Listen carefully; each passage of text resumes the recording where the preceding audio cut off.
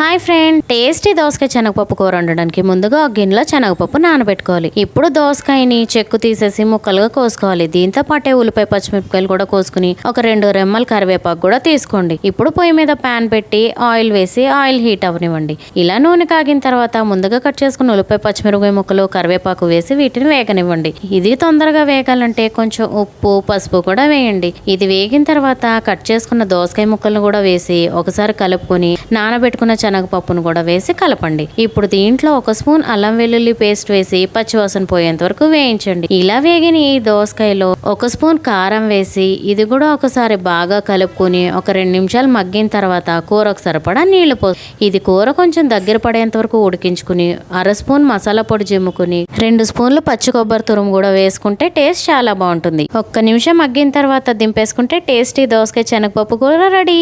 నచ్చిందా? అయితే లైక్ చేయండి.